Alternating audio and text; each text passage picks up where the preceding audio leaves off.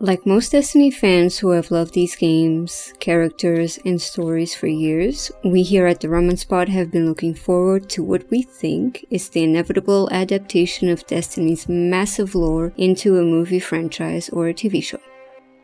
Today we want to do a little fan casting with you guys and talk about who we would choose to play these characters that we've spent so much time with, and we would definitely like to hear who you guys would see in his roles as well. So let's talk ground rules. Number 1. We will go over who we think are the best actors if we were going to make a Destiny movie right now in 2023. How we choose the best fit for a role can vary. Having an actor that has previous experience in a similar role helps, but it isn't mandatory. We're going to keep an open mind and look a little deeper into an actor's skill set and potential in order to find someone who could truly shine in the role, regardless of their looks. Sure, where appropriate, we will consider appearance into whether or not they fit what we're looking for, but we would consider it the characteristic that holds the least weight for us. We are not searching for people who look the most like the in-game Destiny character to fill the role, and that leads right into our next rule. Number 2. While we're not going into this casting, intending on gender or way swapping any of these highly fictional characters. Okay, they're talking about fictional characters. Fictional characters. Am I getting through to you at all? Our number 1 goal is always matching the role with the actor whom we feel is the most capable to bring this character to life on screen. To do that fairly, we will consider all options that we know of, and that means those swaps are bound to happen, since the actor we pick may be very different from the character as they appear in the game. If that kind of thing causes you fits of internet rage, then by all means, please avert your eyes. These are just our opinions, and we are making this video just for fun. This is the internet, so we all know how people are, but this is also our safe community that we are building together. So if you disagree, or if you have your own ideas of who you would cast instead, we would love to hear about them in the comments. Number 4. To avoid these episodes being way too long, we will be presenting our picks for Destiny's key characters in related groups. So today we are going straight to the top and looking at some of the first characters you'll meet as a Destiny player, the Vanguard. Destiny has a ton of great characters, so if we didn't get to your favorite this time, let us know and we'll get to them in a future episode. Let us begin. Alright, for the first casting we have the Vanguard leader himself, Zavala.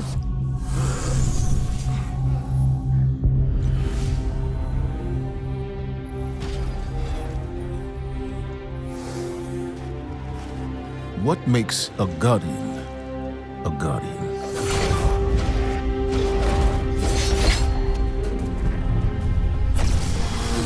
We take our first breath with no memory of who we were before. Yet, we are inexorably drawn to the light. We fight. We die. And we live again.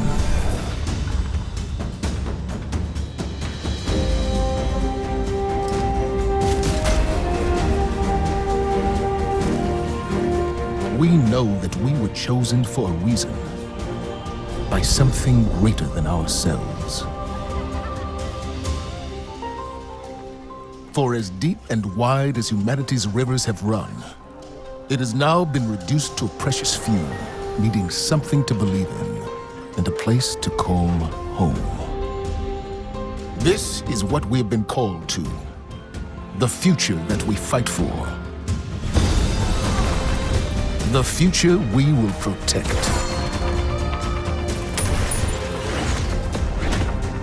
Zavala is the leader of the Vanguard, an organization of warriors that defend the last city of people on Earth from all the terrestrial and extraterrestrial threats that they face. The Vanguard studies, guards, and utilizes a mysterious power known as the Light as a weapon against these threats, and Zavala is the commander. He's one of the very first people that anyone new to the story of Destiny will meet, and he will guide the journey all the way through. His main quality is his stoic strength. Zavala does not bend or break. He is a wall between those whom he protects and those who would do them harm. He's a man of a few words, and Zavala commands and expects those commands to be followed. He's not all about the fight though. As a leader, he has several other warriors and experts with whom he keeps counsel, and he does listen to what they have to say. Zavala also has the tragic background of love, loss, and grief, which not only deepens his sense of duty and protection, but shows us he's a person who is able to love and care deeply. He's been known to show compassion to those in need, even if those in question used to be enemies. Casting Zavala would be looking for an actor that could play that classic square-jawed hero archetype that inspires the best in those around him, although maybe a little older and more world-weary. Lance Reddick has played this role as a voice actor since the inception of Destiny a decade ago, but as we all know, Lance passed away earlier this year. He was an absolute force, commanding the Vanguard and leading the Guardians as no one else could over the last decade. What he brought to the role absolutely cannot be replaced. But, in honor of the character he created, I think there are several other choices in Hollywood that have the talent and the gravitas to take over this role. Omari Hardwick has a similar solid build and exudes quiet strength, and we think that he would be great for the part. Mike Colter, known to most as Marvel's hero for hire Luke Cage, has all those same qualities as well. And going in a bit of a different direction, you also have Glenn Morshower. You've seen him in plenty of movies playing this exact role of the general, orchestrating the events from behind the scenes and giving out the orders. Well, I guess I didn't get that memo. Similarly, Ed Harris can give that intense performance that would be great for Zavala. You, as a viewer, will have zero doubt that the men giving the orders from the tower in the last city will put an army of enemies down or turn around and give his life to protect yours, either without hesitation. Give that order! I am not going to repeat that order! I will not give that order! What the hell is wrong with you, man? In the era of Harris's performance in Michael Bay's The Rock, the role would have certainly been his. Love all of these guys, they'd all be great. But there is one currently working actor who has been delivering Zavala's gravitas and leadership over many projects consistently, although usually on the antagonist side. He's got the range and the experience to convey the caring and thoughtful nature of the Vanguard leader while also displaying the simmering, restrained violence just under the surface that the Titan can bring forth when need be. If you want to challenge me, you have to have a sword in your hand. As long as my heart beats, I rule. You hold your tongue. Or I'll cut it out. Stellan Skarsgård is our pick for Zavala.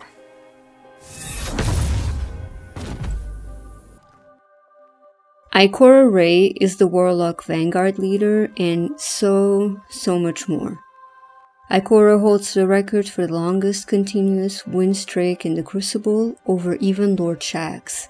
She's also a scholar and the leader of the Hidden, who are a group of deep infiltration scouts who became the Vanguard spy network.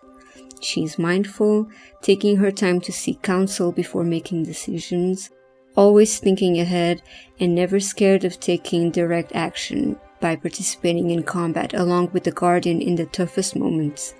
Ikora is kind-hearted, but stern and fierce, making her one of the most feared members of the Vanguard. Portraying the most powerful member of the Vanguard requires a certain caliber of actor, one who has worked harder than anyone else to achieve the power that they wield, and can wield that power with the respect it demands. Lena Headey has been displaying these characteristics her entire career, from playing the wife of Leonidas in 300, to the Queen of the Seven Kingdoms in Game of Thrones, to a ruthless drug lord in Dredd. She can absolutely do this role justice.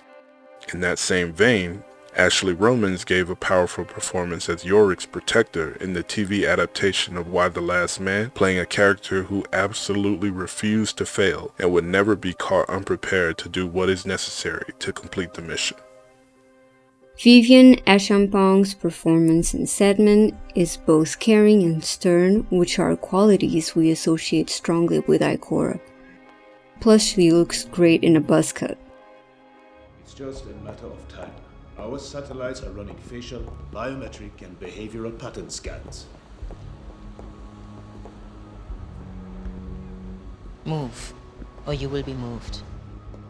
But there is one person whose work has proven both her acting skills and her combat skills, someone who is able to impose respect and fear to an extent, but who is also able to display compassion and kindness.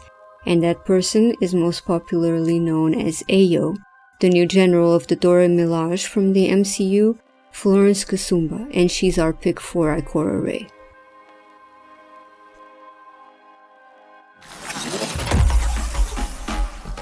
Yeah. Alright, Lord Shaxx is a fan favorite. He doesn't follow philosophies nor religions, and his only belief is that efforts must be made to make better guardians, hence the existence of the Crucible, where you and other guardians go to sharpen your skills by squaring off against each other in combat. His whole life as a light bearer was dedicated to protecting his people and later on humanity as a whole. He is bold, proud, and fierce, and is extremely persistent and stubborn. His signature is being loud and proud when commenting on Guardian performances during Crucible matches. Legend says his helmet has never been taken off. In order to play Lord Shaxx, the actor needs to be larger than life while also being extremely versatile, as Shaxx does have his emotional beats as well. We have a few choices like Dave Bautista, since his performance as Drax the Destroyer in the Marvel Cinematic Universe is basically Lord Shaxx in a nutshell.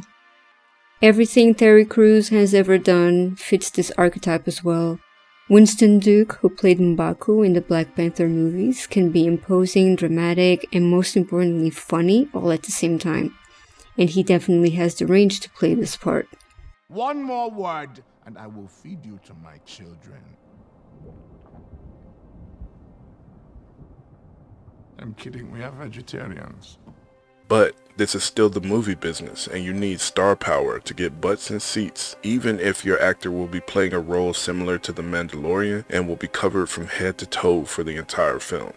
Over the last decade or so, there has been one consistently excellent actor who is absolutely capable of portraying all the facets of Lord Shaxx's outsized personality and who is an imposing physical presence, can lead a film all on his own, and is loved by audiences all over the world. Our pick for the Crucible handler is Idris Elba. When you shot me, you gave me a gift. Look at me. I'm Black Superman. This is amazing. Woot woot. Okay.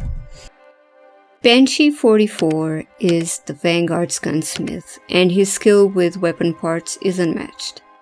He's a reliable friend and advisor when it comes to outfitting Guardians with weaponry they need to fight the forces of darkness. However, he has his struggles. Banshee is an exo, which is short for exomind, who are we can call race of sentient machines that have the mind of a real person uploaded into them. For exos, the number after their name depicts the number of times their memory has been reset. The hardware has its limitations, and after 44 resets, Banshee has developed serious long-term and short-term memory issues. He didn't remember who he was before his mind was transferred into an exo body, which is normal, but then he uncovered the truth and his connection to Clovis Bray, a brilliant mind and equally vile megalomaniac who was the creator of the exo minds. Banshee's personality is stoic, assertive, knowledgeable, caring about the people he swore to help protect. The role doesn't seem particularly difficult to depict in a movie. However, because of his connection to Clovis Bray, our picks would have to be people who could also play that character as well, which adds complexity to the casting process. Bray doesn't care about morals, means, nor people, only about progress towards his own legacy and immortality. Like all evil geniuses, he's committed several crimes in the name of science, including medical experiments, torture, and opening the door into our solar system to the Vex for research purposes. His full dedication to his life's work alienates him from his family and leads him into killing family members and employees during his experiments.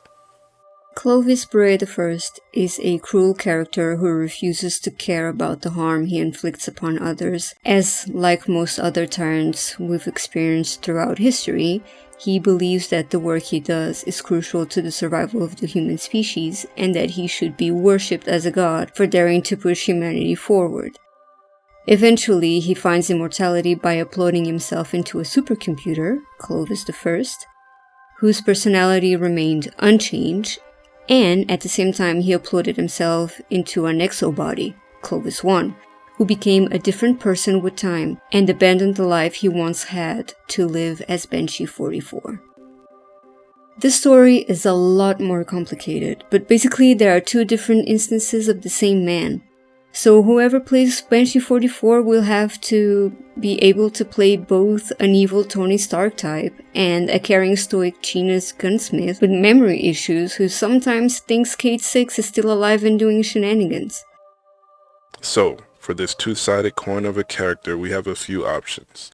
Stephen Root, best known for his role as the lovable simpleton Milton in Office Space, is well respected in Hollywood for his range and is capable of playing someone far more calculating and sinister as well, qualities that would serve him well as the quiet, contemplative Banshee and the cold, sinister Clovis. Bradley Whitford is a versatile character actor as well, equally capable of playing the intelligent and charismatic sides that would be needed for the dual facets of the Clovis character. You can see both these men featured in a particularly evil scene and being disgusting human trash masquerading as people of civility and means in this scene from the movie Get Out.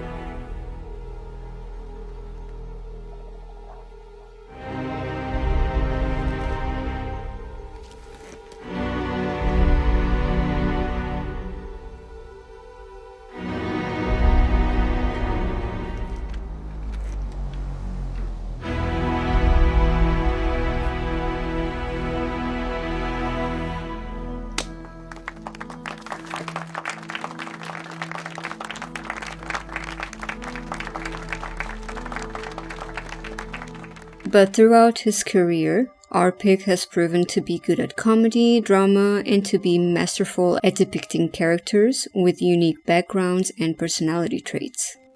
His performances as Silas in the Da Vinci Code or as Dryden Voss in Solo is enough proof of his ability to play a bone-chilling character. And let's not forget that he's already basically been playing an EXO for the last 10 years in the Marvel Cinematic Universe. Our definitive pick for this role would have to be Paul Bettany. Humans are odd. They think order and chaos are somehow opposites and try to control what won't be. But there is grace in their failings. I think you missed that.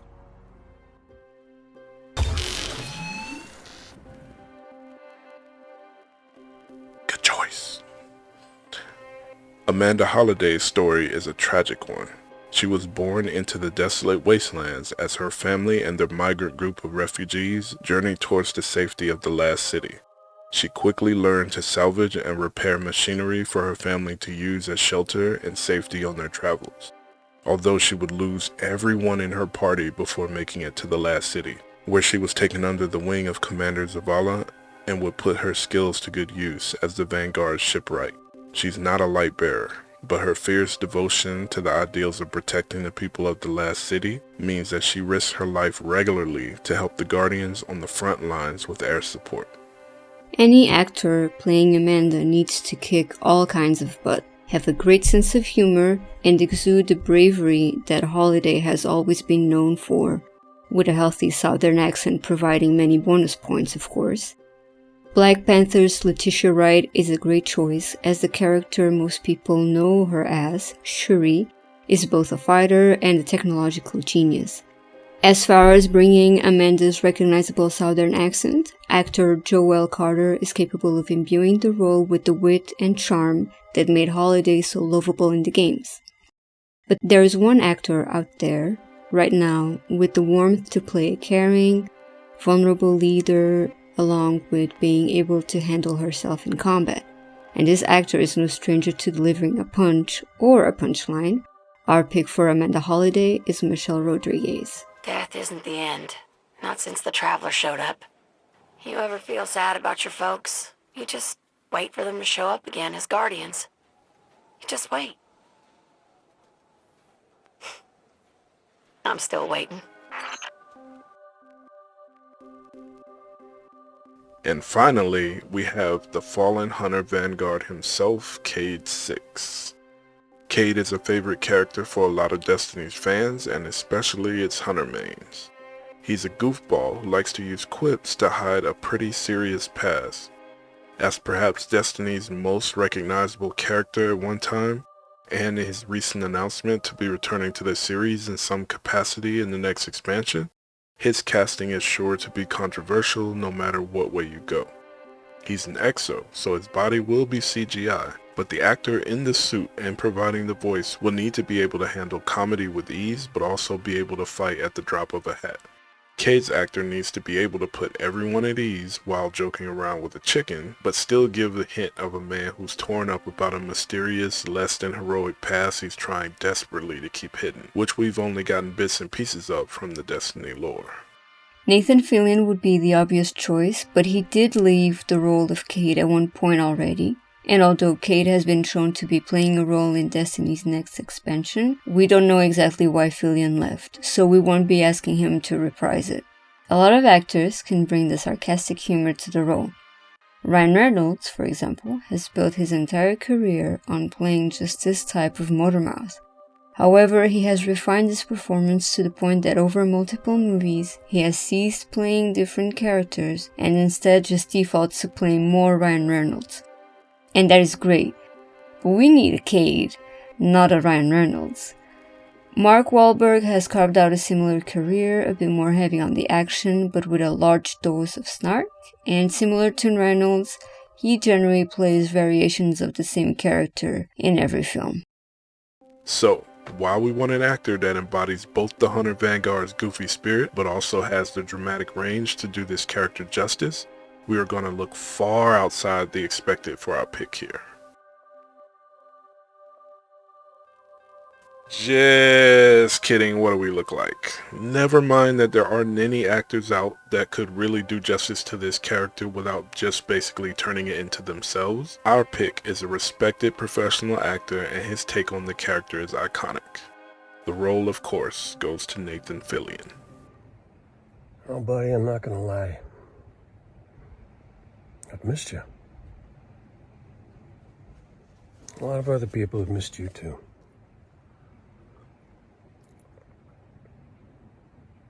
It'd be real nice to have you back.